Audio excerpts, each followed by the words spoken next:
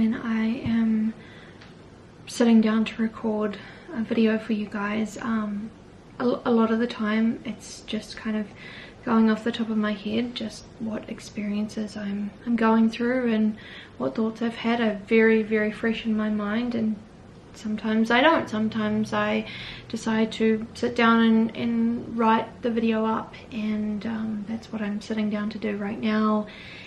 And I think the first thing that I just wrote that I want to say is everyone's journey to diagnosis looks different. If you were here joining me today, you might have just got an official diagnosis, or it might be years on from a diagnosis, or no diagnosis at all. Maybe it's enough to say to yourself that you're autistic or you're neurodivergent, and you know that for you don't need some professional telling you that. I want to talk about that. I want to talk about receiving a diagnosis, an autism diagnosis, as an adult. It must get so annoying for the viewers who return week after week and hear me kind of say the same thing, but I'm very aware that, every single day I'm getting new people find me and new people hearing my story, and so I do feel that I have to say it. For those of you who don't know me, my name is Elena, and I was diagnosed with autism at age 25. I was quarter of a century old by the time that I got that diagnosis. And I kind of want to talk about the experiences that come with a diagnosis. I think there is perhaps this idea that the diagnosis can come with some relief. And in some ways, absolutely, for sure, there's no doubt about it, there is a relief, there is answers given. I think at the same time though, particularly with an autism diagnosis, you are kind of given your answer. The symbolism is shaking hands with the psychologist and sending them, being sent on your way. Sent on your way to live the rest of your life with that answer, and what you do with that is up to you. There isn't this medication that you are given, or there certainly wasn't in my case. If there is, I'm certainly not aware of it. They said to me, this is going to be the first day of the rest of your life, and it is going to get worse before it gets better. And was that true? I believe so. I think you start out again as an infant, rehashing your life with these new goggles on of what the fuck was that? What the fuck was my life before, and what am I meant to do with that now? For me, immediately, I didn't kind of know how to feel, which, it's very autistic of me, not knowing how I felt. I was kind of stunned. I did feel, are you sure? Are you sure that's me? Because when the word autism was offered up to me by my therapist, who I had been seeing for 3 years before, and then she kind of said, do you think that you're autistic? I said, no, I don't think so. I went to university previously and I studied psychology, and this was in 2015 to 2017, and even the material that was given within that time around autism was still very much in the stereotype male, straight white male autism. If this is what I'm learning at university, this must be it. So no, I certainly did not believe that I was autistic. So when I did have to go through, a lot of work, a lot of interviews, a lot of questions, a lot of questionnaires, a lot of testing, in some ways I'm yeah, okay, I've been through so much to get this answer, but are we sure? Are we sure? I've said this before in my videos, but my therapist initially showed more emotion than I did. She was the one who was crying. She was the one who was I'm just so happy for you. I feel like your life is just going to take off. I love how much you care about me, and I owe you this answer. But what the fuck now? It all begins. So I think initially for me, I went through months of kind of doing nothing with it. I started to share it with those closest to me, and I didn't have any answers to kind of give them other than just, hey, this is what happened the other day. I got this diagnosis, and any questions that I got, I didn't really know how to answer it, because I just, my knowledge of autism at this point was very limited. I guess why I'm sharing these things is like, you can feel empty and you can feel really confused, unsure, doubtful, and still feel a sense of relief at the same time. And the reason that I felt a sense of relief was because, you know, I started therapy when I was 6 years old, really believing that my life was not going to make it into 30, 35. Like, I just didn't believe that I could hack life. I didn't have the confidence. I didn't have the self-esteem. I was not kind of made for this. So what initially felt like loneliness and exclusion as a child, I think as a teenager and then early adult, it then translated into, oh, this world sucks. My brain sucks. And I can't hack this. And so the best thing that I've got in my toolkit is, if it gets too hard, like, I know I can end it all. And I know that sounds like probably very on the nose, but like, that was just my reality. And so, yeah, there is a sense of relief that comes, because it's like, oh, okay, I wasn't broken. It wasn't that life was hard. It's that I was dealing with a very different brain. But I also don't know what that entirely means. Like, what does it mean to have a different brain? All I know is that I need to get through highly masking, and I don't know how to turn that off. I don't know how to stop this. I don't know who I am without this mask. I don't know who I am underneath all of this. And so there was a lot of confusion. The part that I think that can get really weird, uncomfortable, or perhaps a really joyous experience, you know, it's not just one way or another, and that is telling people the diagnosis. For me, once I started to get a little bit more confident and, okay, yep, I think they got it right there, I think this is true, I told everybody, everybody around me. And I kind of like am a little bit embarrassed by that, because like some people, it was irrelevant to our relationship, them knowing this diagnosis. But I think I just found great relief in saying this word, you know, because previously it was just like, oh, she's got anxiety, she's got depression. Well, now it was like, oh my God, hey guys, guess what? I got this diagnosis the other day, and I'm not fucked. I'm not as crazy as I thought you perceived me to be, and maybe you did, and maybe that was just my own anxiety, but I also perceive myself as that way, and blah, blah, blah, blah, blah.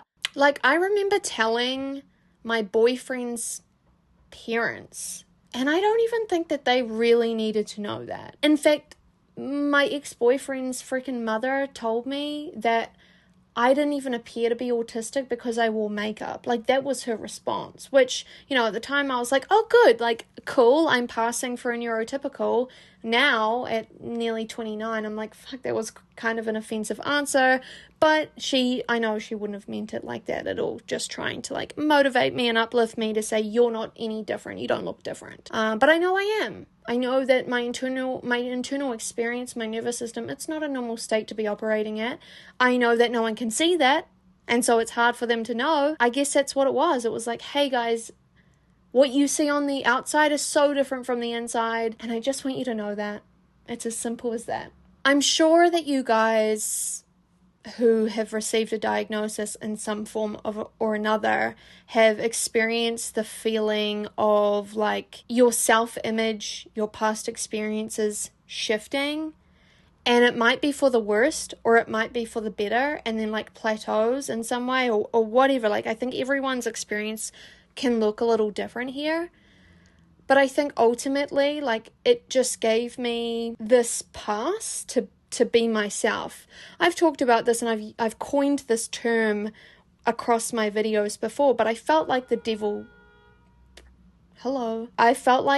child mostly in my life, mainly because my younger brother was, I was going to say so much more well-behaved than me, but maybe he just wasn't as like outward about it as I was. So I definitely think that I was like, oh my God, you know, I'm very aware that most children probably don't act like this, you know, screaming, raging with their parents, to the point that I was, you know, needing anger management. which a lot of people can't see. A lot of people are like, no, you don't have anger issues. Like, that was a really common thing that I was told when I was like at primary school, as a child. And I'm saying to my friends, like, yeah, I scream at my mother. Like, I scream. And it's not that I was proud of it, but I would just like let certain people know just little tidbits of my life at home. And like so many people that I told, which I understand, they were like, there's no way that you have anger issues. There's no way that you are this person. I was that person. It's just called masking in public, which I did very well. And so initially, I guess I felt the pass to go, okay, I wasn't this fucked up little child. I wasn't this angry child. I wasn't wanting to scream because I wanted to cause havoc in my household. It's not that I wanted to cause any destruction to anyone around me.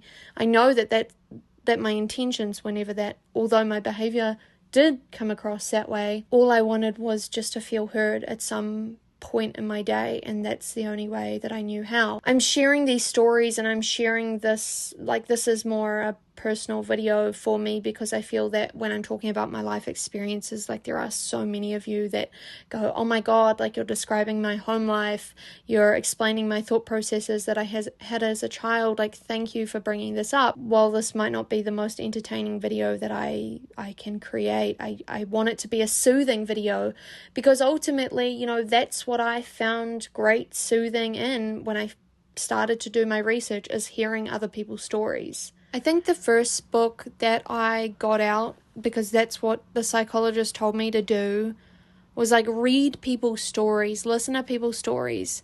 I think at the time, like, there was definitely not the type of one-on-one relationship that neurodivergent influencers have now with their audience back then. And I'm literally talking like 3-4 years ago. Like, it was just starting out to be like, hey, you might have autism, you might have ADHD. And there definitely were some creators, and I definitely turned to them, but I think books were what I started out reading. I can't remember the name of it, but this is the book here that I read, and I would read it with my ex-boyfriend at the time. It was just so nice to be able to read out loud before bed the different experiences this writer talked about. And I remember in this book, and it's not that I'm so much recommending this book, in fact I don't know if this author is now like being cancelled. There's like all this controversy around this author, which I kind of don't really try and get involved in, but not so much recommending the book, but for me at the time it was helpful, because I remember her writing in there something about like how she always needed to have her hands moisturized. And I think that moisturizing my hands and like not being able to touch anything with dry hands was probably one of the first signs to me as a child where I was like, oh, this is really strange that I do this. Why do I always need to do this? Why does no one else complain about like touching these materials, but I do? It's the earliest thing I have to go off of. And now I'm reading this book. The author is talking about like having her hands moisturized, and I'm just sitting there laughing my head off, like there's no way that what this is, this phenomenon that I have, is autistic. And I think that that's the joy of listening to other people and reading other people's experiences, is like relating so much to strangers you've never met. And it can really like leave you so emotional, so happy, so excited. Like, there's no other ecstasy like it than realizing you weren't broken, and like hearing or reading something that you've always done, that you've always questioned, and here someone else is doing the same thing. Like, nothing like it. So the changes that I've ultimately made after this diagnosis, no longer blaming myself, giving myself the freedom to explore what feels good, what doesn't. If I don't want to go out to some place, I don't force myself anymore. If I'm overwhelmed in a crowd, I now have a toolkit that I showed you guys in my video, which I will link down below, a sensory toolkit. So now like I'll pull that out, put in my earplugs, like there's no need for me to suffer anymore. And I now have a reason to do it. It's weird. The diagnosis just like gave me a pass. I don't know. You know, I think as well, the other thing it gave me the freedom to accept is that my life, I know that my life is not going to look like what successful lives are. What am I trying to say here? I think what my parents viewed as success and their parents viewed as success is not what I personally have viewed as success or will continue to view as success for my life. I don't believe that I will kind of do the things that everyone kind of wants to do. I never really have. And there will be things that you might do that's different. The way that you want to live your life can be different, and like that's okay. You will start to get to know yourself better than you ever have before once you start finding your tribe. And I think ultimately like that's what I've started to do, but it has only come through starting to accept myself.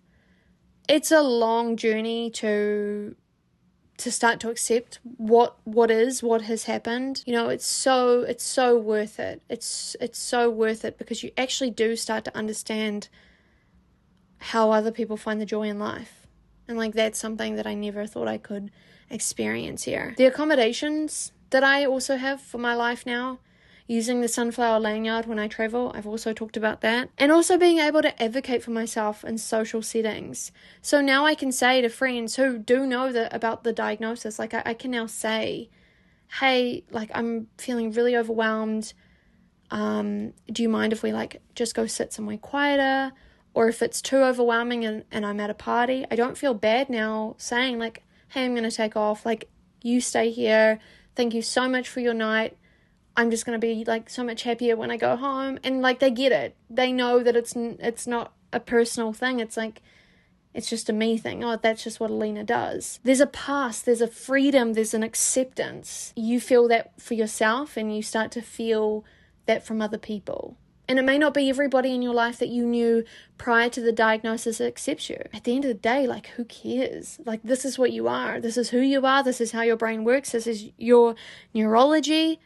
And if you accept that, like, fuck the rest, man. Fuck the rest. This is the point that I'm in now in my life. It's just, like, too exhausted to care.